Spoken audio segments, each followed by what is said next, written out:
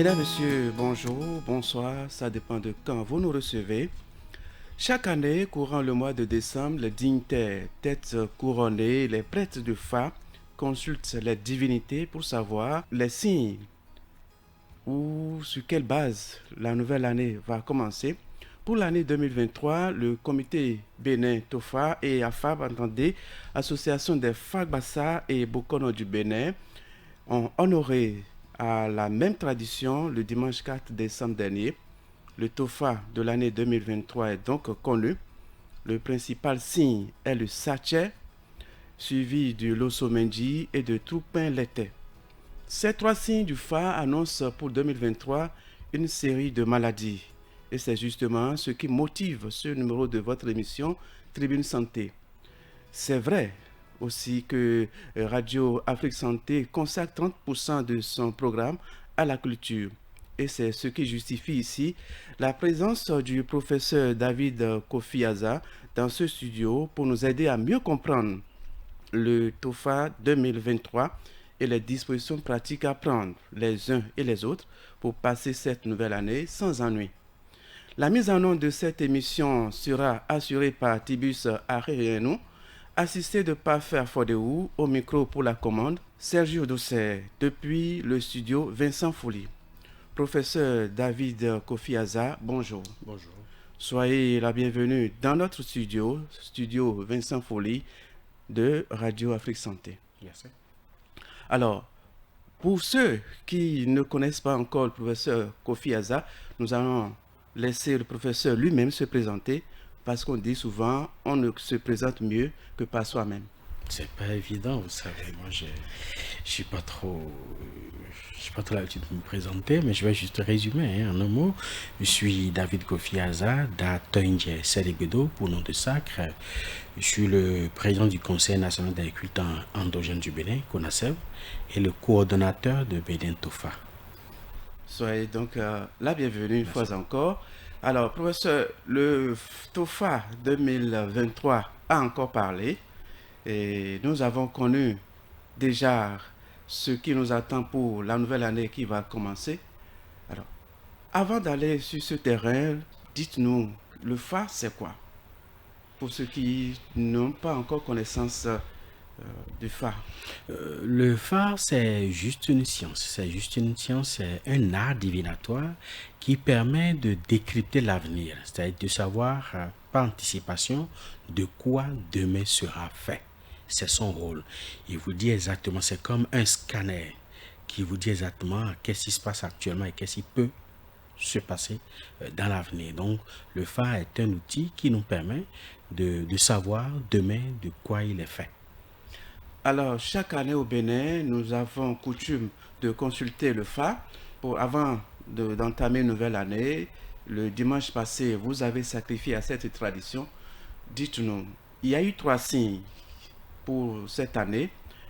Expliquez-nous un peu, signe par signe, ce qu'on peut comprendre. Au fait, il n'y a qu'un seul signe pour l'année. Le seul signe pour l'année, c'est Satché. Maintenant, on demande si c'est positif ou si c'est négatif. Au cas où c'est négatif, quelle serait la cause de cette négativité-là? Le deuxième signe, c'est le signe qui parle du passé, c'est-à-dire que la cause de ce que nous vivons présentement. Et le troisième signe, c'est le signe du futur, de Hadjikwi, qui nous donne la résultante de ce à quoi nous allons nous attendre dans le futur. Donc, le signe principal, c'est Satché, et le second signe, c'est Troupin Lete, le troisième signe qui est Losomenji. Alors, ces trois signes annoncent pour 2023 des maladies graves. Est-ce là une coïncidence? Ce n'est pas une coïncidence parce que, vous savez, le FA parle de tout, que ce soit de la santé, que ce soit de l'élévation, que ce soit de la prospérité, le FA parle de tout. Mais je crois que le volet qui nous concerne ici, à Radio Afrique Santé, c'est le volet santé, que le FA a sorti. Chacun des signes, des trois signes, a parlé séparément de la question de la santé, mais de diverses manières. Déjà, le thème principal, même Satché, parle des problèmes de sang. Forcément, il faut s'attendre soit à des pénuries de sang et ou à des maladies liées au sang. Donc les maladies comme la glycémie par exemple qui va prendre une proportion inquiétante, la maladie comme les infections par exemple qui pourraient prendre une proportion inquiétante, mais aussi Satché parle des soucis cutanés à base aussi en zone. C'est-à-dire que les problèmes au niveau de la peau et les problèmes cutanés peuvent être commencer déjà par de simples infections cutanées hein, pour déboucher sur par exemple les soucis de variole, de varicelle, ainsi de suite. Même si ça semble être complètement éradiqué, ça risque de faire surface en 2023. Ça, c'est sur Satché. Maintenant, sur Troupen il était parle autrement de la chose. Parce que Troupen il était est de homaison. C'est-à-dire des problèmes liés aux viscères, le problème lié au boyau, le problème d'indigestion. Et là également, on peut y mettre dans ce registre-là les soucis liés à l'intoxication alimentaire, à l'infection gastrique, les soucis liés à les pathologies, par exemple. Tout ça est lié au boyau, au viscère, et également les soucis liés à l'ulcère, l'ulcère gastrique, et ainsi de suite. Mais aussi, Troupman, il était parle également des problèmes gynécologiques. Donc, les soucis liés à la fertilité, les problèmes de tumeurs au niveau de l'utérus, tels que les myomes, les fibromes, les kystes, les tombes bouchées, le FA en a fait cas. Et également, le grand souci, c'est lié aux avortements, aux IVG, qui peuvent prendre des proportions inquiétantes également au cours de l'année 2023. Donc, là, dans ce sens, dans le rapport, hein, nous allons conseiller aux institutions ou aux structures qui s'occupent de la planification familiale, par exemple, d'intensifier beaucoup plus la sensibilisation sur les grossesses soit prématurées ou les grossesses indésirées, et également sur les systèmes de planification qui existent, afin que nos femmes prennent des dispositions pour éviter les grossesses non désirées qui vont les conduire à faire des IVG et avec toutes ces conséquences par la suite. Troupin l'été en a également fait cas. Et a également fait cas, toujours dans le registre de la situation sanitaire liée à la gynécologie, au niveau des hommes, des soucis de prostate qui peuvent prendre des proportions inquiétantes, également des soucis au niveau hérétique aussi, au niveau par exemple de l'urètre également, peut-être l'incontinence peut faire surface aussi, ou les infections gynécologiques, surtout les infections sexuellement transmissibles peuvent également faire surface. Donc, il faudra intensifier la sensibilisation dans ce sens-là aussi pour anticiper sur la chose. Parce que le sort n'est pas une fatalité. C'est pas parce que le FAL a dit qu'il faut rester les bras croisés pour subir. Il n'y a des fatalités que celles que l'on accepte de subir. Donc, quand on va intensifier davantage les sensibilisations, ça peut réduire énormément la chose. Maintenant, sur le Someji parle carrément d'autre chose. Au niveau de la santé, le Someji parle de la santé psychologique, surtout au niveau des nerfs et au niveau des méninges, au niveau du cerveau. Donc, les problèmes psychiatriques vont prendre des proportions également inquiétantes, et aussi le manque de sommeil et tout ça. Donc, il faudra également aussi sensibiliser par rapport à des situations psychiatriques pour qu'on n'ait pas à subir des dépressions, des cas de dépression, des cas d'insomnie par exemple, et puis avec tout ce qui va avec toutes les conséquences qui vont avec, et aussi revoir la situation de sommeil au niveau des enfants pour qu'on n'assiste pas à une défaillance au niveau de la rétention des informations au niveau des neurones. Les neurones vont s'affaiblir, et ce sont les énergies auxquelles nous serons exposés au cours de 2023 qui vont causer ça. Il faudra également travailler dans ce sens-là pour ne pas faire subir à nos enfants des difficultés de rétention au niveau des méninges, quoi. Alors, le FA ne ment pas, dit-on, et nous avons observé par le passé toutes ces consultations qui, au cours de l'année, se sont révélées. Alors, cette année aussi, voilà les problèmes auxquels les annonces de FA, vous venez de notifier un peu ce qu'il faut faire sur le plan sanitaire. Est-ce qu'il n'y a pas de sacrifice par rapport, comment dire, conjurer le sort? Évidemment, le FA, quand il parle, il propose des sacrifices pour conjurer le sort, certes, mais on ne va pas seulement se cantonner sur les sacrifices ou dire que tout sera rose, tout sera bien. Non, je crois qu'il faut aller au-delà des prescriptions de la prescription sacrificielle du FA. Il faut aller vers la sensibilisation, c'est important. Certes, le FA prévu des sacrifices dans chacun des cas énumérés. Par exemple, au niveau des problèmes de sang et au niveau des problèmes cutanés, le FA prévu à Zoï qu'on doit faire, par exemple, et puis des rituels de substitution qu'il faudra faire. Au niveau de Troupin, il y a les maisons qu'il faut renvoyer. Il y a également à Zongban qu'il faut également faire. Au niveau de la situation gynécologique, il y a les torosouban qu'on doit faire pour anticiper, empêcher les situations de déviance au niveau de l'appareil génital et également les IVG. Au niveau psychiatrique, le FA prévu des taglomaisons, benaï. Donc les problèmes liés au cerveau et les nerfs et tout ça, le FA prévu des dispositions dans ce sens-là qu'on doit prendre, certes, et nous sommes en marche vers la solution. On est en train de prévoir faire ça d'ici 2 semaines. Nous allons exécuter tous les sacrifices que le FA a prescrits, mais il ne faut pas seulement dire on a déjà fait les sacrifices ou on va faire les sacrifices et que c'est terminé. Non, il faudra après l'exécution des sacrifices prendre des dispositions pour sensibiliser que chacun doit s'approprier ces informations-là et respecter un minimum de consignes pour ne pas passer au travers de ces questions de santé-là. Alors, justement, par rapport aux consignes, est-ce qu'il y a une communication du comité de FA pour, comment dire, informer les populations béninoises par rapport aux dispositions à prendre, puisque vous allez faire les sacrifices, mais il revient aussi à ces populations d'observer un certain nombre de comportements. Voilà. Par rapport à ça, par exemple, vous savez, à chaque TOFA, nous publions le rapport. Nous faisons le rapport que nous publions, certes. Donc, le rapport sera disponible d'ici 2 semaines, effectivement, en même temps que les sacrifices. Le rapport prend en compte chaque pan de la société, que ce soit le pan économique, le pan politique, sécuritaire, santé. La société, le FAPAL, le rapport est produit pan par pan. Donc, le volet qui concerne la santé, si vous nous donnez l'occasion, on reviendra là-dessus dans ce studio pour expliquer de long en large, y compris également les interdits que le FA propose pour endiguer le mal lié ou les maux liés à la santé pour 2023. Donc, il y a un rapport qui va bientôt sortir et le rapport va récapituler tout ce que je viens de dire et donner même plus de détails sur les divers cas de maladies auxquels on sera confronté ou on risque d'être confronté pour 2023 et les pistes de solutions. Mais aussi, nous proposons également des plantes. Pour chaque cas, par exemple, telle plante peut vous aider à soulager ci, à soulager ça, au cas où cela advenait.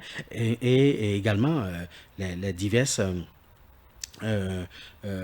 institutions sanitaires que nous avons, les hôpitaux que nous avons, nous leur lançons également des recommandations, également un appel pour qu'ils puissent prendre à cœur ces différentes ces informations-là et s'organiser en conséquence. C'est-à-dire que si, par exemple, pour le volet gynécologique, il faudrait que les gynécologues s'organisent davantage pour anticiper sur ces cas-là, par exemple.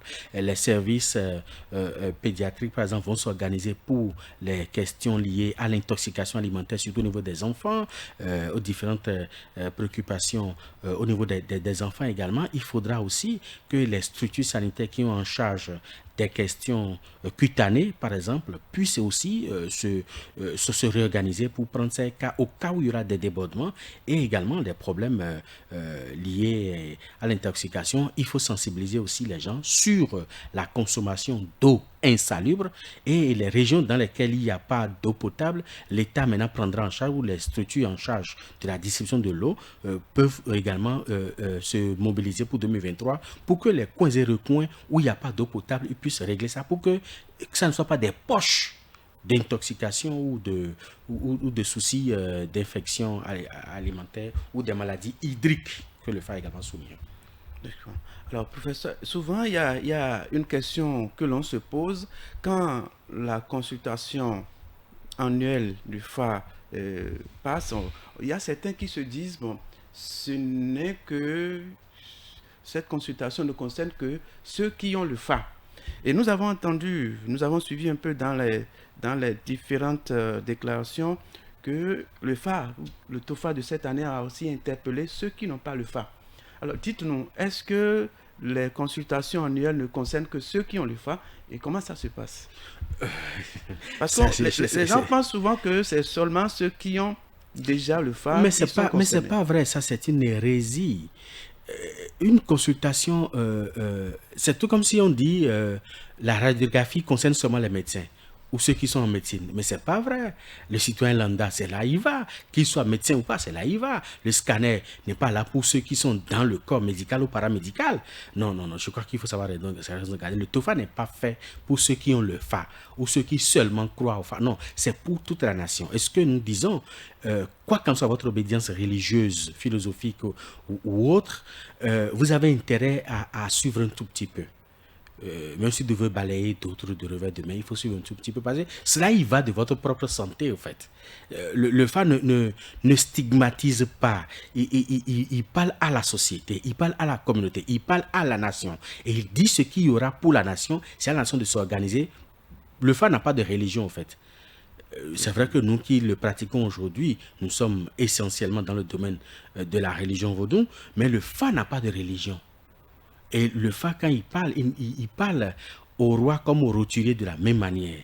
Il parle à l'initié qu'au néophyte de la même manière. Donc voilà ce que je pourrais dire. Alors, justement, on reste toujours dans ce volet-là par rapport au rituel que vous avez cité tout à l'heure. Vous allez faire ce qu'il faut au niveau du comité, au niveau de l'association. Est-ce qu'il n'y a pas de rituel que des populations au niveau, c'est-à-dire chacun de façon individuelle pourrait faire pour conjurer le sort? Oui, c'est évident. Et c'est ce que nous conseillons d'ailleurs. Parce que vous savez, le TOFA, c'est pour toute la nation. Maintenant, nous conseillons également chaque département ou chaque chef de département ou roi de département ou de commune de procéder également à la consultation de son département ou même des préfets, par exemple, qui ont en charge des départements, de procéder à la consultation du TOFA de son département. Mais s'il faut le faire en toute discrétion, ils n'ont qu'à le faire et prendre les dispositions idoines pour le département. Il en est de même pour les maires qui dirigent nos communes, les chefs d'arrondissement qui dirigent nos arrondissements et les chefs de quartier également. Maintenant, les maisons. Chaque père de famille ou chaque chef de collectivité ou chef de famille doit pouvoir prendre des dispositions idoines pour consulter au nom de sa famille, au nom de sa collectivité. Maintenant, l'individu lambda lui-même doit pouvoir dire, quoi qu'en soit ma conviction religieuse ou philosophique ou spirituelle et tout, sur la base de quel thème du fait je pourrais rester et traverser cette année 2023 en toute quiétude qui est la paix, la concorde, l'harmonie, que mon travail marche, que l'argent vienne et tout, et il pose la question. Simple. Le phare dit voilà ce qui t'attend en 2023, voilà ce qu'il faut faire, voilà ce qu'il faut faire, voilà ce qu'il faut éviter, voilà tel comportement qu'il faut avoir, voilà tel interdit qu'il faut avoir, voilà tel autre qu'il faut faire. Donc le phare vous lui donne les directives. Maintenant c'est à lui de respecter ce qu'il peut respecter dedans et de ne pas respecter ce qu'il ne peut pas respecter. Mais toujours est-il que la volonté du phare ne s'impose pas à l'homme. Mais cependant, si le phare vous donne des prescriptions que vous ne respectez pas, vous aurez forcément les effets négatifs, les revers par la suite au fait. D'accord. Alors, professeur, dites-nous, souvent, ceux qui n'ont pas le phare, on vient de le dire, ne se sentent non concernés par les consultations. C'est vrai, aujourd'hui, quand on voit à Cotonou et partout, même dans le Bénin, il y a, excusez-moi, plusieurs têtes couronnées, il y a beaucoup de dignitaires.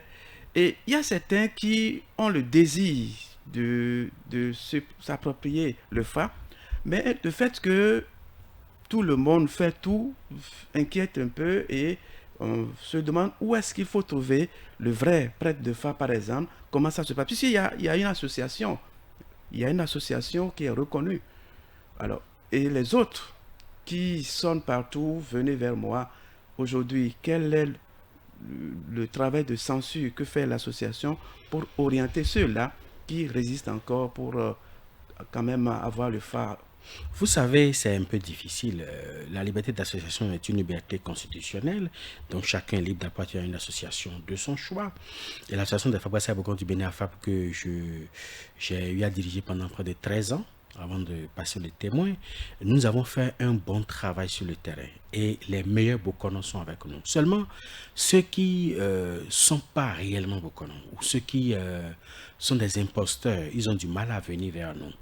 Seulement venir vers nous, ils ont du mal à se faire enregistrer et au bout du rouleau, ils se disent je n'appartiens pas à votre association, donc parce que la plupart de ceux-là, au fait, sont des imposteurs et ils profitent du vide juridique qui existe pour arnaquer la population. On sait là où ils se trouvent, mais on n'y peut rien parce qu'ils ne sont pas obligés d'appartenir à notre association pour être censurés par la suite. Puisqu'ils savent qu'ils sont en train de faire le faux et ils savent qu'en venant vers nous, on va leur imposer les pratiques vertueuses de la tradition, donc ils ne veulent pas, ils veulent juste rester indépendants.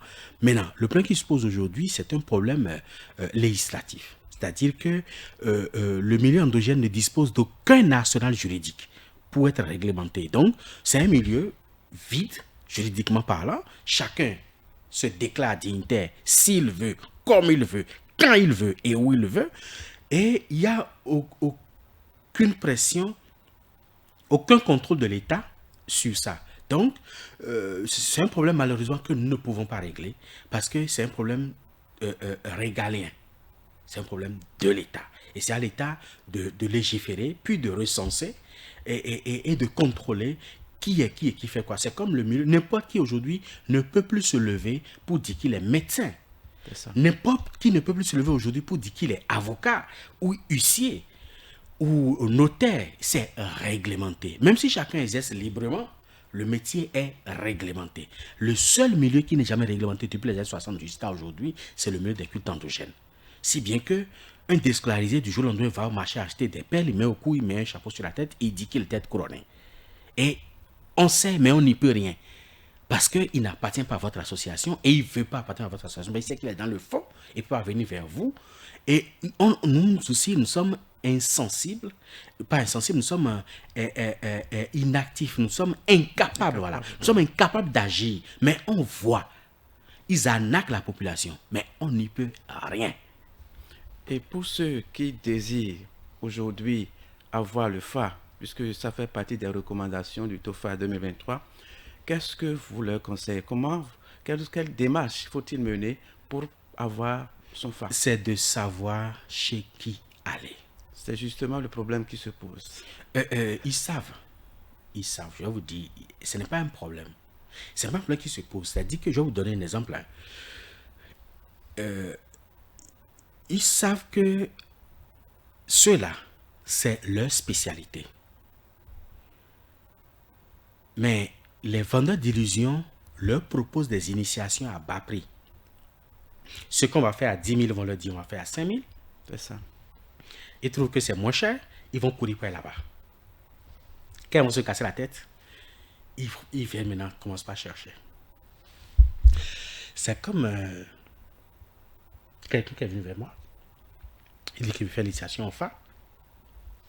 Je lui ai dit, si vous voulez le faire dans mon cabinet, voilà comment moi je le fais. Et voilà ce que je peux vous prendre pour le faire. Il trouve que c'est exagéré, que c'est cher. On lui a proposé le quart de ce que je lui ai demandé.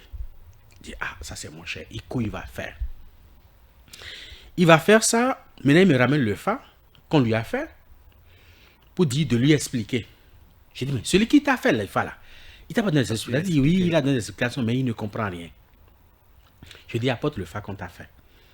La portée de phare, c'est les noix que les femmes utilisent pour préparer des consons là, qu'on allait chercher, qu'on lui a remis, et puis on lui a dit qu'on lui a fait le phare. Alors que c'est un homme adulte. Il doit aller en forêt sacrée, faire le phare et avoir son... Ce n'est même pas les phares qui ont été utilisés. Mais comme on lui a proposé le quart de ce que moi je lui ai demandé, il trouve que c'est facile là-bas. Je dis ça là, il faut aller jeter et il va reprendre. Il va jeter, il va ailleurs. Celui-là lui a demandé la moitié de ce que moi je lui ai demandé. Il va payer là-bas. On lui a encore bricolé quelque chose. Le poly, on a juste emballé le sable du poly dans du tissu blanc, on lui a remis. Le poly n'a même pas été constitué. Le phare n'a même pas été lavé. On n'a même pas vitalisé le phare. Rien n'a été fait. Et on lui a remis. Il revient pour dire, bon, maintenant il a repris, maintenant c'est bon. Je dis ça là, tu n'as rien fait, quoi, fait quoi. Maintenant, c'est pas à moi de te le dire. Va voir tel bokono, tel bokono, tel bokono, tel bokono. Il est parti. Il revient dire, professeur, tu as raison. Maintenant, comment on fait? Je dis ce que je t'ai demandé là. Tu donnes ça, on va te faire le fa. Il a payé le quart, il a payé la moitié et il a payé l'intégralité. Ça veut dire qu'il a dépensé près d'une fois et demie ou près de 2 fois ce qu'il faut pour faire le fa parce qu'il voulait le moins cher et il allait faire de n'importe quoi. Donc c'est ça le problème. Ils savent la population sait où se trouve la vérité, mais ils se disent ah non, ceux-là ils sont trop chers. Je vois. Donc ils ne veulent pas y aller. Ils veulent aller là où c'est moins cher. Donc c'est quand ils vont se casser la tête maintenant qu'ils reviennent. Sinon ils savent, on n'a même pas besoin de leur dire. D'accord. Professeur, un autre aspect de la consultation de TOFA 2023, pendant que le TOFA demande à ceux qui n'ont pas le FA de prendre le fa, pour ceux qui en avaient, il y a autre chose qu'on a demandé. On leur a demandé de laver leur fa et de leur donner du vanzou. Alors, comment ça se passe? Là, ça fait partie des prérogatives du Bokono. Il doit voir le Bokono. Le Bokono doit procéder au bain rituel du fa. Le fa, il est là en question. Et pour le fa, c'est-à-dire pour donner à manger au fa, c'est le vanzou qui doit être préparé pour lui donner à manger. D'accord. Voilà. Professeur David Kofi Azar, vous êtes avec nous. Nous allons profiter pour aborder certaines questions liées au fa, à la tradition. Le fa aujourd'hui, quel est son rapport? Puisque vous avez dit que c'est une science, quel est son rapport avec la pharmacopée chez nous au Bénin? Le fa est une encyclopédie médicale. Je dis bien, le fa est une encyclopédie médicale. Le Bokono est un pharmacien par excellence et il joue le rôle de tous les spécialistes par excellence. Il est urologue, il est neurologue, il est ophtalmologue, il est viscérologue, il est gynécologue, il est pathologue, tout à la fois. Parce que à l'intérieur du fa, en dehors de l'aspect consultation, sacrifice que tout le monde connaît là, qui ne représente que 2% des potentialités du fa, le fa est beaucoup plus au-delà. Consultation sacrifice là, c'est rien du tout par rapport au fa. Et les signes du fa, chaque signe du fa comporte des spécificités de guérison. Et chaque signe du fa agit sur la santé. Je vous donne un exemple très simple. Quelqu'un qui souffre des maux de tête. Vous tracez le signe l'éthéacan et que vous faites un grand trait avec la poudre devant la personne enjambe le trait de l'autre côté, revient, repart, revient, il fait ça 3 fois en moins de 6-7 secondes, il a fini, les maux de tête s'arrêtent immédiatement. Au 3e jet, ça s'arrête. C'est-à-dire que vous pouvez guérir les maux de tête en 10 secondes. C'est même plus rapide que les feralgan. 10 fois plus rapide que les feralgan, qui met 10 à 20 minutes avant de faire effet. Mais ça là, ce n'est qu'un exemple.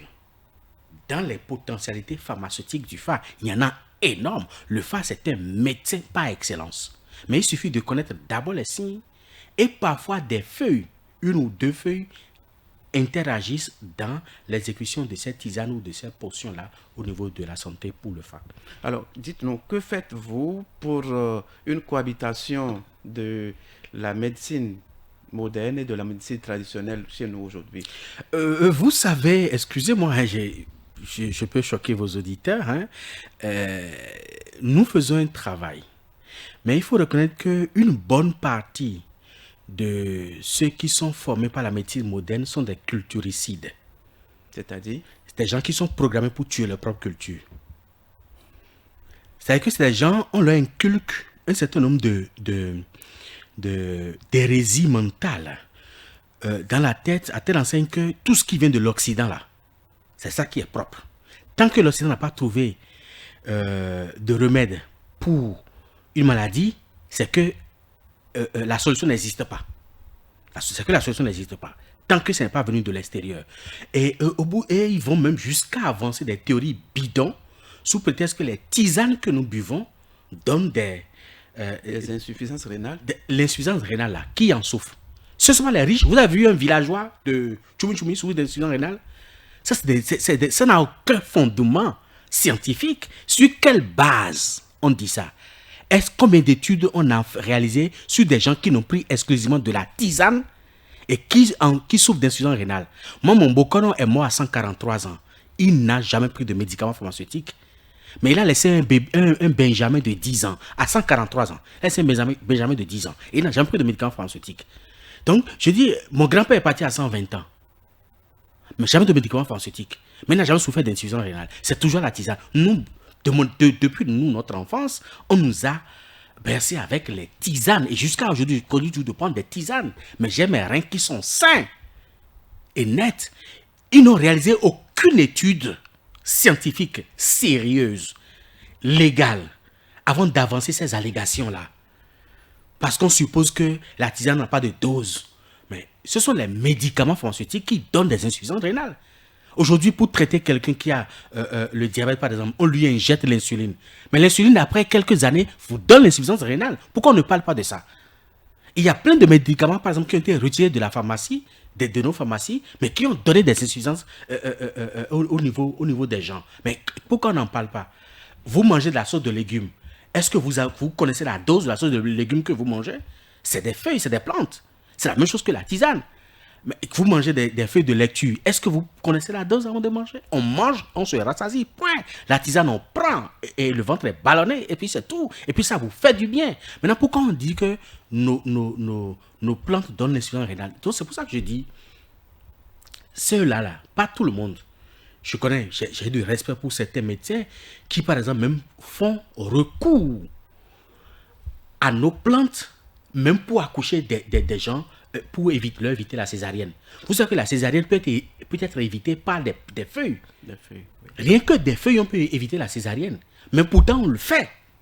Parce que c'est la médecine moderne qui lui a dit. C'est-à-dire que je suis d'accord pour la modernité, mais cette modernité doit être africanisée. Oui, Nous devons africaniser la médecine moderne. Sinon, on va toujours continuer par tourner en rond. Est-ce que ce n'est pas du fait que l'organisation interne au niveau des tradithérapeutes, par exemple, que c'est un secteur qui semble être informel?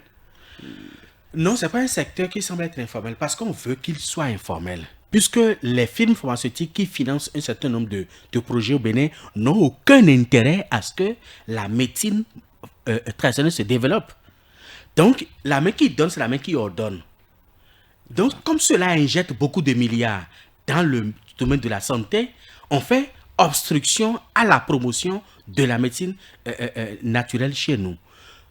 Si je vous dis aujourd'hui là, moi, depuis ma naissance, avant même ma naissance, moi, mon papa traitait les gens des tumeurs au niveau de l'utérus, que ce soit le fibrome, le myome, le kyste, les troncs bouchés. Mon papa traitait ça avec les plantes. Je suis né, j'ai vu, j'ai grandi dans ces plantes-là et depuis là, moi-même, je les pratique. Mais quand vous allez à la médecine moderne, là, on va vous dire que non, c'est faux, ça n'existe pas. Il faut faire une intervention chirurgicale, et on opère, on enlève et après ça repousse. Ou au finish, on fait une ablation systématique de l'utérus. Mais on pouvait traiter ces gens-là ici et elles vont concevoir. Les cas d'oligospermie, d'azospermie ou de tératosospermie, même de l'asténosospermie, ça se guérit ici au Bénin. Mais pourtant, on va vous dire non, il ne faut pas aller là-bas. Parce que c'est ce qu'on leur a inculqué. C'est ce que le blanc leur a inculqué. Et c'est ce que le blanc entretient. C'est ce que les firmes pharmaceutiques entretiennent. Je n'ai rien contre eux. Je n'ai rien contre la pharmacie. Elles font du travail merveilleux, même si j'ai beaucoup de choses à reprocher aux pharmaciens béninois. Parce que les pharmaciens béninois, vous allez avoir le bac, faire 7 ans ou 9 ans d'études après le bac, et vous redevenez commerçant de médicaments. Ça n'a aucun sens. Ce que même la dame d'Adjegoulé faisait alors qu'elle n'a aucun diplôme, qu'elle n'a jamais mis pied à l'école, mais elle le faisait excellemment.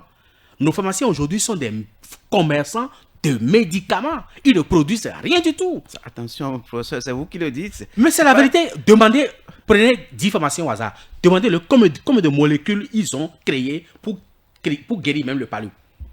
Demandez-le, prenez ça au hasard. Faites promener vos micros, allez dans 10 pharmacies, demandez aux pharmaciens, toi, en tant que pharmacien là, tu as produit quel médicament? En Europe, les pharmaciens produisent des médicaments. C'est leur rôle. Nous n'avons pas encore cette industrialisation en Afrique. Mais pourquoi alors faire 7 ans, 9 ans d'études après le bac pour devenir commerçant de médicaments? Ça n'a aucun sens. C'est une hérésie mentale au Bénin.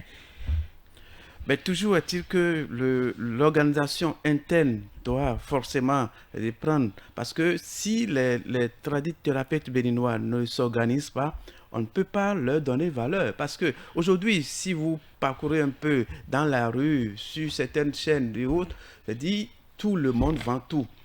Et surtout, vous voyez, par exemple, une seule bouteille de racine, on parle aujourd'hui, puisque c'est le mal du siècle, en dehors du sida, on parle de faiblesse sexuelle, et la seule bouteille de racine peut traiter 16 maladies. Est-ce qu'on peut amener les gens à croire vraiment en la... Là encore, là, je ne suis pas d'accord avec vous. Parce que la médecine traditionnelle est différente de la médecine moderne. Oui, La médecine moderne, ils ont une thématique. Il y a une maladie. Ils vont synthétiser des molécules qui vont agir sur cette maladie-là spécialement. On sort du laboratoire avec ça spécialement. Oui. On nous a absolument appris ça. On nous a mis dans la tête que un médicament guérit une maladie. Ça, là, c'est la médecine moderne. Parce que eux, ils ont isolé les molécules pour agir sur une maladie donnée, sur une bactérie donnée, sur un microbe donné. Donc, sur une maladie précise. Mais la médecine traditionnelle ne fonctionne pas comme ça. Nous n'isolons pas les molécules. Nous faisons l'extraction des substances au niveau de nos plantes, soit par fusion, soit par décoction, soit par dissolution, et que nous mettons à la disposition de la santé. Donc, quand je dis 2, 3, 4 plantes, alors que nous avons des plantes ici au Bénin, on peut prendre une seule plante qui peut guérir 10, 15 maladies au Bénin. Une seule plante. Mais si cette plante-là entre en ligne de compte ou rentre dans une recette, donc dans un remède de médicaments, mais ça va guérir les maladies que ça a l'habitude de guérir. C'est comme le Huachion, par exemple, oui, qui règle les problèmes de foie, qui règle les problèmes de pancréas, qui règle les problèmes de boyaux et même les problèmes d'ulcère, mais qui agit aussi sur la glycémie. La seule plante là, on va dire que ça guérit trop de maladies, mais non, c'est parce qu'on ne se donne pas la peine de comprendre réellement comment fonctionne la médecine moderne. Les thérapeutes s'organisent. Je profite de l'occasion pour saluer au passage M. Adek Kalis, le président de l'ANAPRAMETRAB, l'Association nationale des praticiens de la médecine traditionnelle du Bénin, qui fait un travail formidable, mais ils ne sont pas soutenus.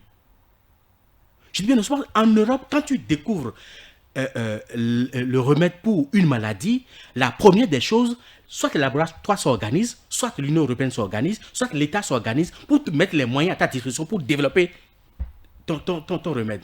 Et tu développes ça à grande échelle. Maintenant, tu vends ça à qui tu veux. Aujourd'hui, là, combien de naturothérapeutes ont été soutenus financièrement à coût de plusieurs millions pour développer des remèdes spécifiques au Bénin? Mais il n'y en a pas. Parce qu'on fait injonction à l'État de ne pas développer. On fait semblant de collaborer. L'État fait semblant de collaborer avec eux. Et ça, j'assume. On fait semblant de collaborer avec eux, mais on ne veut pas les développer. Parce que les firmes pharmaceutiques qui injectent beaucoup de milliards pour empêcher ça ont tout le temps intérêt à ce que ça soit maintenu comme ça. Donc c'est un problème national, mais que jusque-là, nos décideurs n'arrivent pas encore à trouver solution. Alors, si on donne le pouvoir de décision au professeur David Kofi Azar, que feriez-vous? Si j'ai un pouvoir de décision tout de suite, c'est que je vais implanter dans chaque département un laboratoire pour permettre aux praticiens de la médecine traditionnelle de développer des remèdes. Financer ceux qui ont déjà des remèdes, qui sont efficaces, qui ont fait leur preuve sur des maladies et qu'on a constaté, financer la production industrielle de ces remèdes-là. Maintenant, ceux qui en ont, dont on n'a pas la certitude, on met des médecins à leur disposition. Et quand ces cas-là arrivent, si c'est pour l'hépatite par exemple, on confie 2 médecins à un thérapeute. Les cas d'hépatite là qui viennent là, on lui a fait ça. Il les traite, on va suivre ça scientifiquement pour voir si son remède fait effectivement preuve. C'est ses preuves. Et quand ça va faire ses preuves au bout de 10 patients, 20 patients, 30 patients, et on va observer ces patients-là sur 2, 3, 4 ans pour voir qu'il n'y a pas d'effet pervers, mais cette solution-là, cette recette-là, ce remède-là doit être produit à grande échelle. Ça, c'est systématique. Si j'ai une portion de décision aujourd'hui, je vais révolutionner le milieu de la médecine traditionnelle. Même si la médecine moderne et les firmes pharmaceutiques vont nous couper des vivres ou vont nous couper des subventions sur certains cas, moi, je suis prêt à le faire. Parce qu'aujourd'hui, l'Afrique doit pouvoir s'affirmer. On ne va pas toujours rester des poltrons de l'Occident et des firmes pharmaceutiques qui dictent leurs lois partout. Professeur, je vous sens optimiste. Est-ce à dire qu'un jour, le Bénin, l'Afrique, n'atteindra pas ce niveau où la médecine traditionnelle, par exemple, pourrait avoir le dessus. La médecine traditionnelle finira un jour par avoir le dessus sur la médecine moléculaire, avec toutes ses conséquences, avec toutes ces séquelles que ça nous fait porter. Parce que quand on rentre dans une pharmacie, il n'y a aucun médicament qui guérit une maladie. C'est des calmants. Ils n'ont aucun intérêt à guérir des maladies. Quand vous prenez le diabète, par exemple, qui se guérit au niveau de la médecine traditionnelle, la médecine moderne, ça n'existe pas. Vous prenez des diamicrons toute votre vie, vous prenez des insulines toute votre vie. Mais ils n'ont aucun intérêt à ce que les gens soient guéris. Ils ont intérêt à maintenir les gens dans la santé précaire pour toujours continuer par vendre. C'est une question, il faut comprendre, c'est une question d'argent. C'est une question d'intérêt. Eux, ils sont en train de sauvegarder leurs intérêts. Mais nous n'avons pas encore les moyens pour les... Nous avons les moyens pour créer un laboratoire pharmaceutique. On n'a pas besoin de plus de 100 millions. On va dire que c'est 100 millions qui nous manquent. Il y a des priorités, certainement. Non, la santé est aussi une priorité. Parce que vous ne pouvez pas gouverner une nation où la plupart de la population est malade.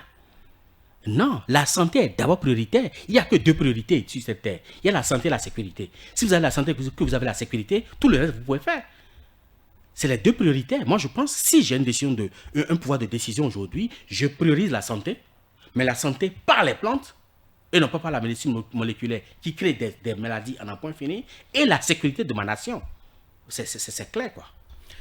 Professeur David Kofi Azar, nous tendons vers la fin de cette émission. Nous sommes en décembre, fin d'année, période par excellence où on pense que le diable est dans la rue, le diable est partout. Il y a des accidents, il y a la sorcellerie, il y a tout ce qu'il faut pour nuire. Alors, quelle est votre impression sur le fait? Chaque fin d'année, on dit il y a des morts, il y a des accidents et autres. Quelle est votre impression sur cette interprétation que nous faisons souvent? Moi, je ne conçois pas, je ne digère pas cette interprétation-là. Il n'y a pas de diable qui fait le bilan, il n'y a pas de Dieu qui fait le bilan à la fin de l'année.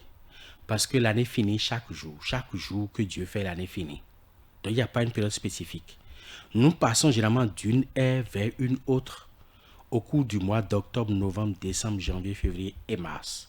Pendant ces 6 mois-là, les influences de l'année qui va commencer commencent déjà par poser leurs jalons déjà dans l'année qui est en train de finir. Et les influences de l'année qui est en train de finir continuent jusqu'à terminer le 21 mars de l'année qui est en cours. Donc, il y a une interférence énergétique. Et cette influence-là, ça agit sur la psychologie des gens. Justement. Et en agissant sur la psychologie des gens, on a l'impression que si je ne fais pas, comme l'année se finit, tout ce que j'ai prévu que je n'ai pas fait, on veut toujours faire. On veut être plus speed, plus rapide, plus efficace pour terminer, pour atteindre un certain nombre d'objectifs avant la fin de l'année. Ce qui fait que même ça agit même dans notre vécu quotidien le matin. Vers ces 2 derniers ou 3 derniers mois avant la fin de l'année, tout le monde est pressé, on se lève tôt le matin, on court dans tous les sens, on est en voiture, on file, on est en moto, on file, on est à pied, on ne regarde pas à gauche, on ne regarde pas à droite, et on marche seulement. Au bout du rouleau, on a qu'à l'idée comment faire pour finir l'année en beauté. Et cette idée-là, cette obsession-là que nous avons, nous joue des tours, crée des accidents, mais on dit que c'est le diable qui fait le bilan. Et il n'y a que cette période-là que le diable fait le bilan, le monde finit chaque jour. C'est à nous d'être prudents pour savoir que nous subissons une influence étrangère, une influence qui vient du cosmos et qui provoque un déséquilibre, tant physique que psychologique au niveau de chaque individu, même au niveau des divinités. Et par conséquent, nous devons savoir raison garder et nous devons être posés. Et se dire, si je n'ai pas pu faire quelque chose pendant 10 mois ou 11 mois, ce n'est pas en 1 mois que je vais faire ce que je n'ai pas pu faire en 10 mois ou en 11 mois et commencer par être pressé. Il ne sert absolument à rien. Ce que vous avez à faire en 1 mois, vous le faites normalement en 1 mois. Le mois de décembre est un mois comme tout autre. Le mois de janvier est un mois comme tout autre. Même le 1er janvier est un jour comme tout autre parce qu'il n'y a aucune différence entre le lever et le coucher du soleil. Ce jour-là précisément, c'est la même chose. Donc, c'est une mauvaise interprétation de réalité endogène pour dire que Dieu fait des bilans ou Dieu fait des bilans où il y a des zones négatives qui créent la santé, ou qui créent des perturbations sanitaires, qui créent des accidents de circulation, qui créent des incidents au travail. Non. Et je crois qu'il faut être posé et se dire, ce que je n'ai pas pu faire en 11 mois, ce n'est pas en 1 mois que je le ferai. Je travaille normalement et advienne que pourra. Merci, professeur. Nous sommes vers la fin de cette émission. Le TOFA 2023 a parlé, le signe principal, le sachet, vous l'avez expliqué. Alors, quel serait votre mot de fin à cette émission? Je vais juste vous remercier pour cette opportunité que vous me donnez pour me prononcer par rapport au TOFA 2023. Et c'est la première fois que je viens chez vous ici. Je crois que c'est une belle radio. On a un très bon studio, studio bien. Vincent Folly. Et j'ai l'impression que je me sens chez moi. Et peut-être qu'on aura fait de belles aventures les mois, les années à venir. Vraiment, merci à plaisir. vous. Et je demande aux auditeurs de rester tout le temps câblés sur cette radio-là parce que la santé, c'est la première priorité de l'homme sur cette terre. C'est d'abord la santé. Et généralement, on le dit, sans pour autant l'appliquer. On dit généralement la santé avant tout. La santé avant tout, mais appliquez ça. C'est important. Il n'y a pas de priorité pour une nation en dehors de la santé et de la sécurité. Le reste, là, c'est éphémère. Merci, professeur David Kofi Aza. Mesdames, Messieurs, c'est la fin de ce numéro de Tribune Santé. Nous abordons là le volet santé de cette consultation annuelle du TOFA. Nous avons reçu pour vous, professeur David Kofi Aza, une émission qui a été mise en onde par Tibus Arirenon, assisté de Parfait Afadéou, au micro Sergio Dossé. Merci et prenez soin de vous.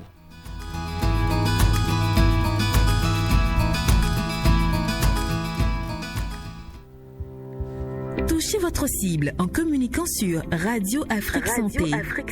Contactez notre service commercial au 00 229 57 00 00 60 ou sur contact@webafriquesanté.com pour la conception, l'enregistrement, la production et la diffusion de votre spot publicitaire. Faites le bon choix et passez au niveau supérieur pour une communication simple, moderne et efficace. Nous sommes à votre disposition pour toute question. Radio Afrique Santé, votre santé, notre priorité.